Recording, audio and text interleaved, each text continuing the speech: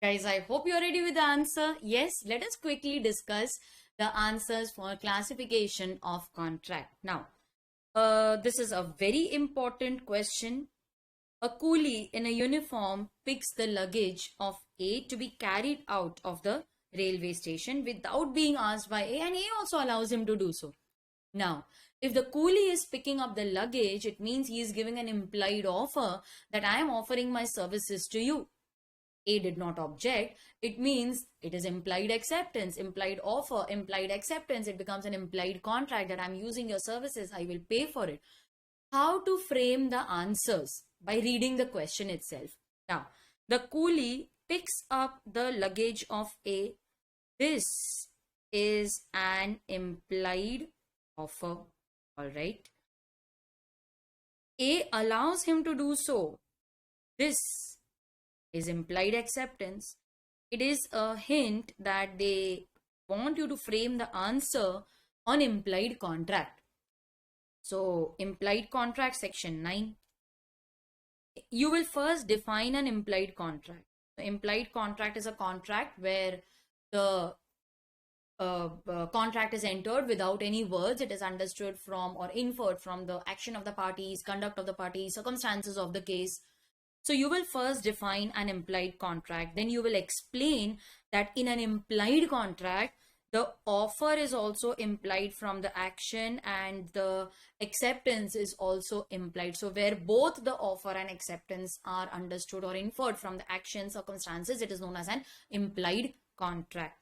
So implied contract comes into existence and words are not used. It is mostly by action, conduct, fact, circumstances.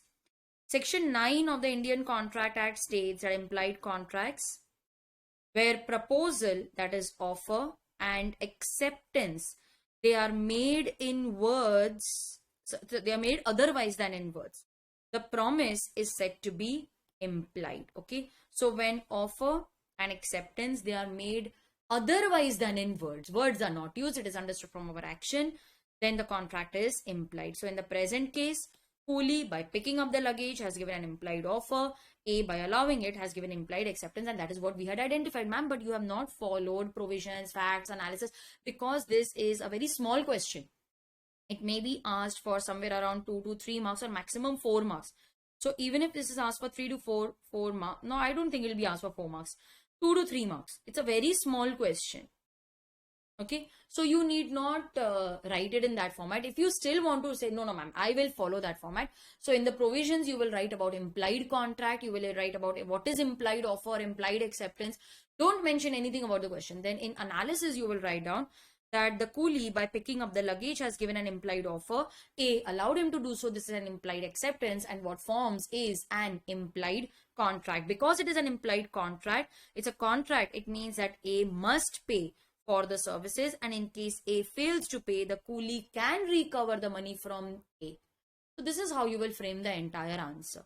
Most of the marks will be for writing implied contract, writing and mentioning implied offer, implied acceptance. You need to mention section 9. It's an important section number. In analysis, marks will be given for identifying who is giving the offer and who is accepting the offer.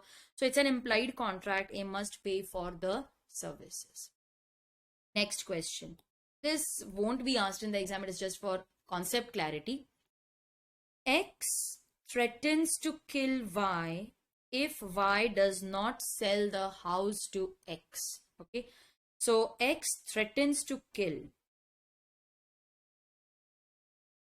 He threatens to kill. It means he's threatening. No. This is nothing but coercion. Okay. In case of coercion, the contract is voidable. Y agrees. Now X, in order to pay, borrows 2 lakh rupees from Z. Who is aware of the purpose of the loan? What is the purpose of the loan? Purpose is to buy a house. Is the purpose to threaten? Is the purpose to kill? No. Purpose is to buy a house. That is not illegal. So this contract, the collateral, is valid. Purpose is to buy a house. Collateral is valid. So nature of agreement between X and Y is voidable. and nature of agreement between X and Z is valid. Okay. A very similar question, just a variation. X agrees to pay Y 5 lakh rupees if Y kills Z. To pay this, X borrows 5 lakh rupees from W, who is aware of the purpose of the loan. Okay, he is aware of the purpose of the loan. Y kills Z, but X refuses to pay. He also refuses to pay the loan to W. Advise Y and W. Don't say kill X. That's not the solution. Now, in this case, contract between X and Y is illegal. Yes, contract between X and Y is illegal because there is killing unlawful object. The contract with X and W will also be tainted with illegality. It is also tainted with illegality. The contract is void. Okay. This is also tainted with illegality. The contract is void. Now here the purpose of the loan was killing. Did you understand how both the examples are different? How to differentiate between void contract and illegal agreement? See, the word is illegal agreement. Agreement means it is always void. It is void ab initio. But void agreement need not always be illegal. Na? Now, X tells Y, I will sell my car for 5 lakhs or 6 lakhs. I have not yet decided. It's void. I agree. Price is uncertain. It's void. Is it illegal?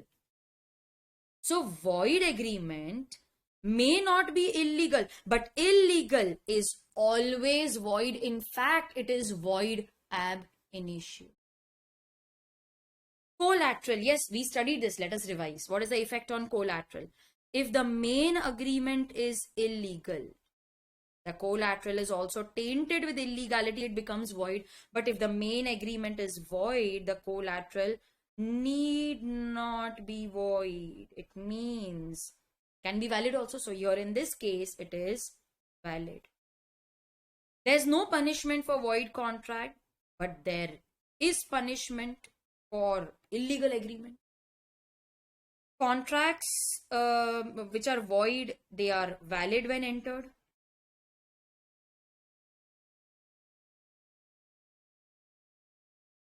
And later on, they become void. But illegal, they are void right from the beginning. They are void ab initio.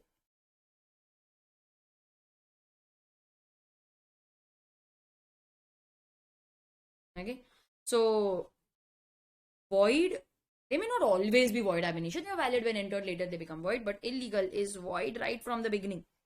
Restoration of benefit. In case of illegal, there is no restoration of benefit.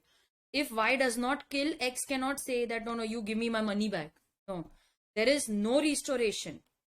But yes, in case of void, if the contract becomes subsequently void or it is found void right from the beginning, then there is restoration of benefit, section 65. Okay, section 65.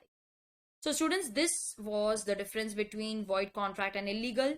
See how it was framed. It was written in a T format. Okay, so you will also divide the page into two.